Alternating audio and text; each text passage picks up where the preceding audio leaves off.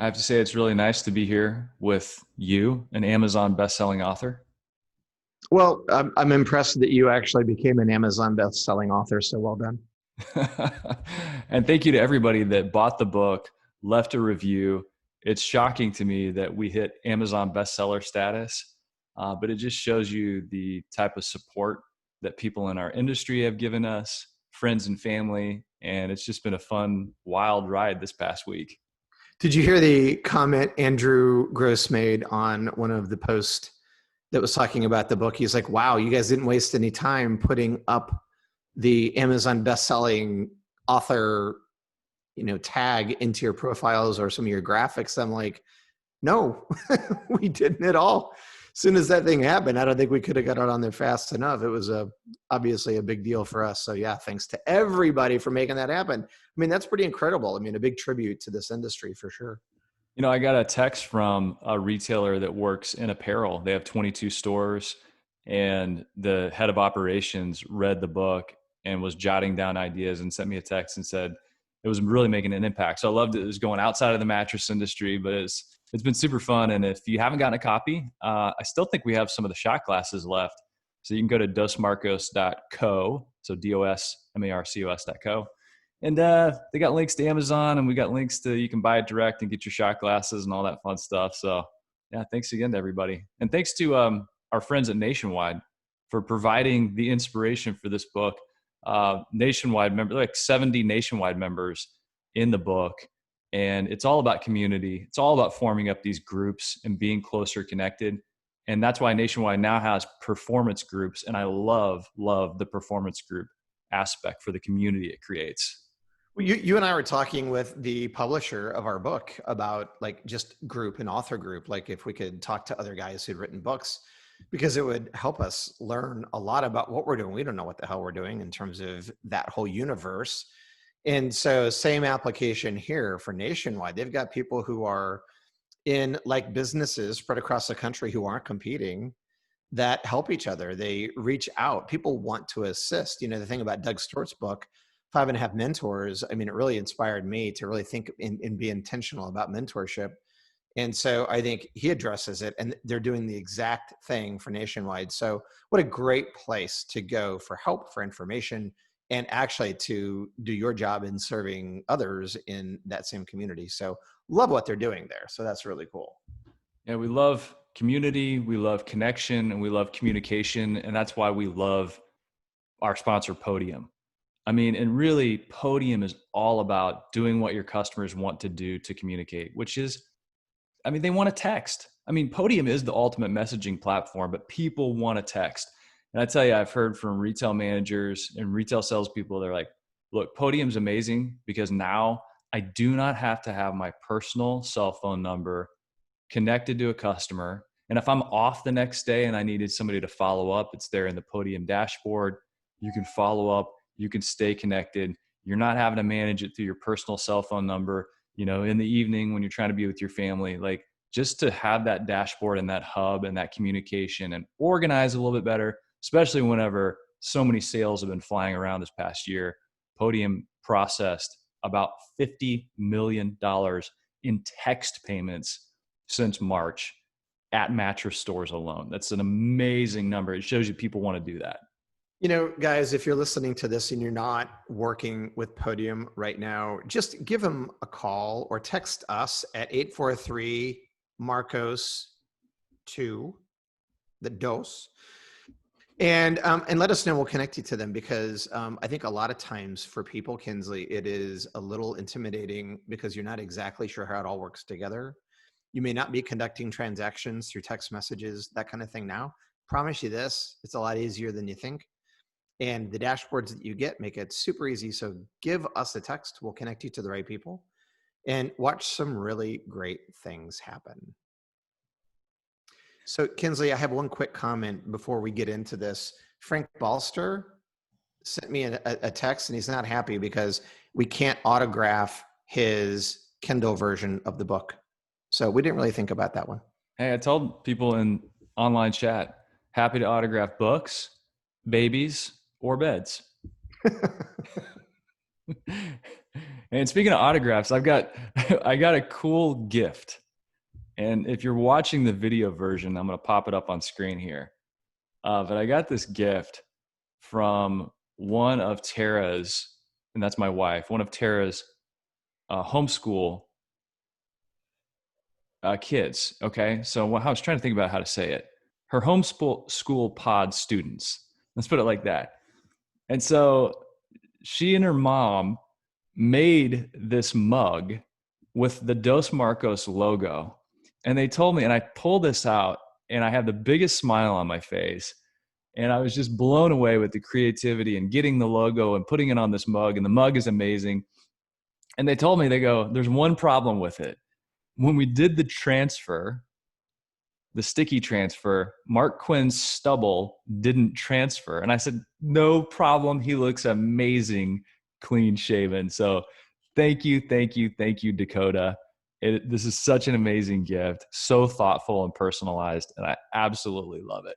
Well, they're going to have to tell me where they did it because I want one now. That's pretty cool. Stubble or not. Maybe I should just start shaving clean. How about that? I like it, man. It's nice. It's very nice gesture, and I think you look very good, clean shaven. Now it's maybe in the winter you get a little more Grizzly Adams. I don't know. Yeah. Well, no, I don't know. It's just easier. I like the stubble anyway. I think it's got a good look, but for me, it's easier than shaving. So, you're talking about your friend who had some stores and some of the feedback we've gotten from the book. I just want to make a comment to a friend of mine who's in the restaurant business and actually does some food service with schools. And she's talking about a lot of the issues that they have. And so it's just so fun to listen about different industries and see how COVID's affecting everyone and see how they're working through it and capitalizing on the opportunities, right? It's a transition. So what are the opportunities that come? So anyway, she read the book, really kind of doing me a favor, buying it and just like, okay, I know this guy, our kids used to play basketball together. She was just being sweet and bought the book. And then she called me all like amped up because she's like, so much of what we're doing in the restaurant business and in the food service business can be helped by what you guys wrote. So for me, and I know for you too, it's so cool to get that kind of feedback because we've said it at the beginning of the book. It's not just about the mattress category or the furniture category. It's about a lot of different categories and especially ones for people just wanting to connect differently to their consumers. So how cool is that? Pretty good call to get. I never would have expected that. Yeah. maybe in the restaurant business, that's awesome. So well done. I mean, that's the thing about a book. Anything you learn, if you can pick up one thing that you can start applying right away, it can have an impact. But you got to get that momentum going. We say it all the time, action reveals the answer. Sometimes you have to take action so you know the right questions to ask. So it reveals some of the landmines out there. But if you sit around and think about it all the time, you're not really going anywhere with it. Get out there and act on it. And it's almost like there's a group, years ago that acted on an idea that they had. And what they did, they rented out a single air mattress in a San Francisco apartment. And from that single air mattress rental in a San Francisco apartment, this company now went public this past week. You know them as Airbnb. And the company is valued at $100 billion. And I remember reading the story about this. There was some sort of creative expo or something of the sort happening in San Francisco, and a lot of the hotel rooms were rented out. And so they offered some of these designers coming in for this conference a spot where they could crash on an air mattress. And that action, by acting on it, they found what they could do better. They found a path forward. And Airbnb IPO'd at $68. The stock popped and doubled in the middle of a pandemic, in the middle of the year where they were giving out like $2 billion in relief to some of the people that had made bookings. And so it's a crazy, wild story. And it all goes back to action revealing those answers, I think. Well, and it's so big, Kinsley. Who would have thought ever that Tesla would be valued greater than Ford and GM? Who would have thought that Airbnb would be valued more than Marriott, Hilton, and who was the other one? Intercontinental. Well, anyway, Marriott and Hilton chains combined. It's insane. And, nothing grows into that without the very first thought and execution of that thought. And the neat thing is, I bet if we were to interview those guys, what it is today is not really what they thought it was going to be, but they kind of went with it and let the market kind of tell them what the need was. And so look where they are.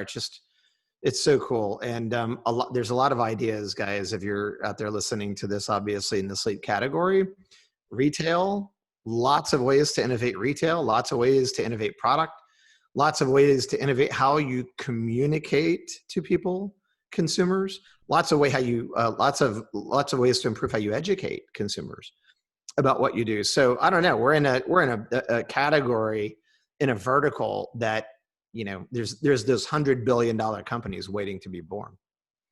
And it tells me something about humanity. The fact that Airbnb took off the way that it did. My mom tells me this story about finding a couple of angels in Western Kansas. She was traveling back and forth between Breckenridge, Colorado. She lived on the eastern side of Kansas. So it's a long drive, it's 10, 12 hours.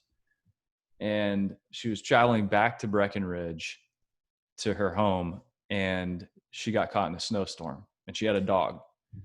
And so she was able to get to this restaurant, and at this restaurant, she got to talking with the waitress there about kind of being stuck. And there were no hotels in town, in this little town. And this older couple overheard my mom talking about being stuck and trying to get to Breckenridge and having no place to stay. And after they finished their meal, they walked over to my mom and they said, "We just wanted to let you know we heard what you were saying about being stuck, and you're welcome to come and stay at our house." And so my mom and her dog and this little old couple, they all were able to travel back to this couple's house, and they stayed up talking and got to know each other. And for years and years and years, my mom continued to send them a Christmas card and send them pictures of her family and kept them up to speed. And it was just a beautiful, amazing story about how things used to happen, about how people used to connect, about how people used to listen to each other's needs and show up whenever somebody truly was desperate. And in the sanitized, removed world that we continued to grow, suddenly on the horizon, there was this house and there was this person far away, and they didn't know each other, but they wanted to connect. They wanted to connect outside the institution of hotels or schools or government or anything else. Airbnb provided a platform on a place for people to connect, just like my mom did with this couple on the snow-swept western plains of Kansas. And it says something about humanity. It says something about the direction I think that we're going to go. We're going to return to, which is people want to connect with other people. And we want to do it in an authentic way. We want to know who that person is. And if you're thinking about, how do I differentiate my brand and my business? Use that principle alone. How do I authentically and meaningfully connect with people? It's why we do this podcast, man. We get to actually get to know people's lives and their stories and hear about their families. And that's what I want, because your days become your life. And I want each day to add up to something meaningful. I want to connect on a deeper level. And if anything, I think this pandemic has showed us that we crave that connection, and we're going to get back to it. Gosh, it's true. And a lot of stuff we talk about in the book is about connection. I think about Airbnb. I mean, really, it's not a new principle. It's hybrid for us when we did the work around that. It wasn't a new concept. People were using hybrid. We just defined it differently for our category, right? People have been letting rooms out. Remember the old Westerns? The guy rolls into town on his horse and they're like, well, Miss Jenny's got a room above her place out there. You can, this has been going on since the dawn of time probably. And someone just said, hey, here's a big need. Let's consolidate the need and be an aggregator for that. And then they turned that into Airbnb. And so now Airbnb as a platform is able to do exactly what you said. And it's connect the consumer looking for that special place, not just a hotel room or a place to sleep. It's like a special place. It's much different. And a lot of those Airbnb hosts take that stuff really seriously. And I wonder how many Airbnb hosts have some great stories about people that have stayed at their properties that they're still in touch with, right? That the people come back all the time because it was such a great experience. And you've done some of that. Have you kept in touch with any of the people? Have you had that kind of connection with anyone that stayed at your property? We had some great, conversations, and we talked about people's hometowns, and it was a lot of fun. So we did that for about a year before I ended up moving into that house for a fair stretch. But it was fun. I mean, you did have people that decided to come back and stay at that property because it felt like their little home away from home. Right. And where I'm located, as you know, there are lots of little Airbnb properties all around us. There's one right across the street from me. And it's fun because I see the theme of people that come in there, and usually it's people with sprinter vans and mountain bikes. And so you see what's happening in your community, and I love sharing our community with other people, whether they live here or it's reintroducing people that live here to some of the stuff they may not know about. So it's fun, man. And it just shows you we do want that human connection. And that's why Airbnb experiences, which is kind of an offshoot, has done so well.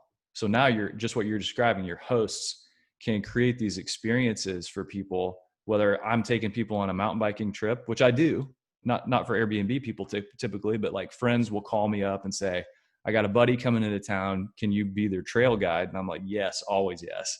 But people want to have these localized experiences that aren't tour guides. It's like, this is a dude I know, or this is a gal I know who's a local showing me what's up. Like, that's the person I want to hang out with. And I just think it's such a cool thing. And if we tie it into the mattress business, we talked about in the book creating these shopping cruises. So when people buy a new house or they work with a contractor on a new house, there's so many decisions that you have to make. The cabinetry, the doorknobs, the fixtures, the faucets, the lights, everything, and the furniture. Like, can you create a shopping cruise with a limo and a handbook, taking people around, creating this awesome personalized experience where you get all this stuff and get it done in one fell swoop?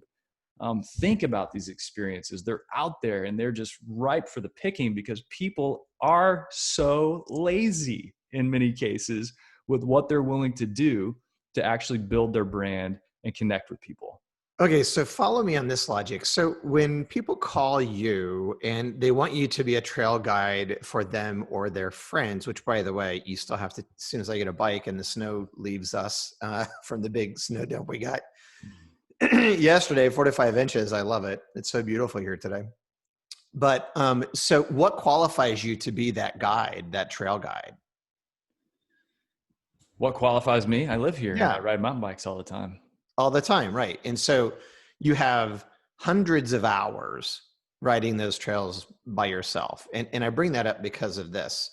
If the people in this audience who have mattress or furniture stores want to be the guide, if they want to be the sleep guide, so not just a place to go buy a bed, but literally the sleep guide, then you have to be the expert, or you have to have an authoritative position in the category that you're working inside of.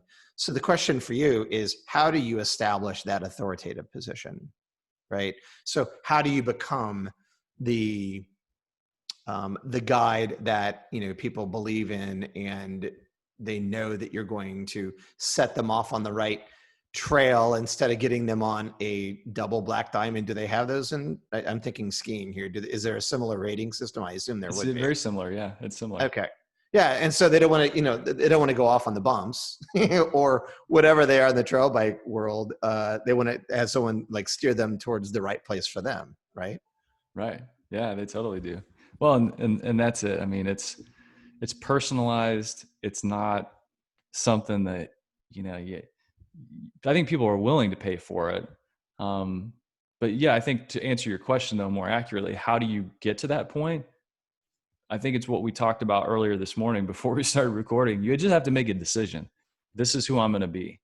Like, this is what I'm going to go after. Like, I'm going to be the sleep expert, and I'm going to make a decision to read a little page out of a sleep book every day. You have to make that decision and then do it. All about deciding to do it differently. Well, and one thing that I love this data, because one thing we decided to do differently was we wanted to curate certain um, technologies and advantages that retailers could have. And we wanted to bring those around our campfire. And one of those has been door counts. And I love this data. Okay, so follow me on this. So Mm, door counts from their 700 mattress stores where they have the door count system. right. They gather up all this data and it's really rich. So this past year, year over year conversion rate. Now check this out. Two stats I want to give you. I want to give you conversion rates, meaning somebody walked in the door and did they or did they not buy. So year over year conversion rate for 2020, it was up 66%. A 66% conversion rate. Now, overall foot traffic was down nearly 66%. So conversion rates were up 66%, foot traffic down 66%, which I think we've established this pretty clearly. But if you're going to go out and shop, you're going to buy. So during the pandemic, if people walked into a store, they didn't want to shop around at a lot of different stores. They wanted to shop, limit exposure, and take home what you had. But the number of people going out to do that was way, way down. And it's cool to see this data by door counts because, look, we knew traffic was down, but then you hear down 66%, and you got to ask yourself a question. How do I compare? And if you don't know how you compare, that's a blind spot and that's a big problem. But here's the thing, though. They think they know in a lot of cases, but they don't really know. Like if there's not really, like they have a sense of it, and a lot of guys have a door chime and a counter and some of that stuff, but it's not nearly as complex or as involved as what door counts can do. So I'm a big advocate for the technology that they have, the photos they take, the customer relationship management system it puts in there. It's a whole new process you teach your people, but these numbers are drastic, Kinsley. So there's two ways to sell stuff, right? It's spend the money, and there's a lot of it that you're required to spend for customer acquisition. So fill in the blank. It's $120 a customer. I don't know what it is for you in your market. So spend that money to bring more people to your door or close more of the people that are already there, right? So that's increased average ticket. That's also conversion rate improvement, right? So 66% growth, that is a massive number. And it's such a great way to capitalize. And, people are like, hey man, it's all cool right now because we're busy as hell. We're so busy, we can't even get product in. That's fine. But think of this, what's going to happen when you get through this spiked demand created in part, probably through this pandemic? What's next? And what are you doing with the people that are coming into your doors? People that have never shopped with you before? What's the impression they're leaving with? Did they conduct a transaction with you, or did you connect with them? Right. And so there's a ton of opportunity to really think about where things are for you right now, and celebrate and revel in the numbers door count sharing. So it's pretty cool stuff. Average ticket for door counts, this is from the 700 mattress stores. Average ticket was up more than 8%.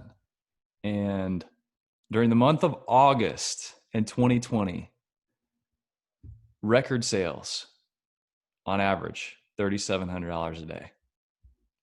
So I love seeing those numbers, and I love being able to look at the past. And this year is going to be an anomaly, we know, but it's going to be an interesting anomaly. So it's not going to be maybe a benchmark year, but I love having this data in place. So thanks to Jerry and Amber and Brad and Jack and the whole team from Door Counts for putting together that sweet report. And I'm, like I said, I've geeked out on this, but if you go to Retail Traffic Index, you can get a digest of the average foot traffic for mattress stores, furniture stores, and appliance stores sent to your inbox. So you can kind of say, all right, how's the rest of the industry doing compared to how I'm doing with my foot traffic? It's kind of a cool thing.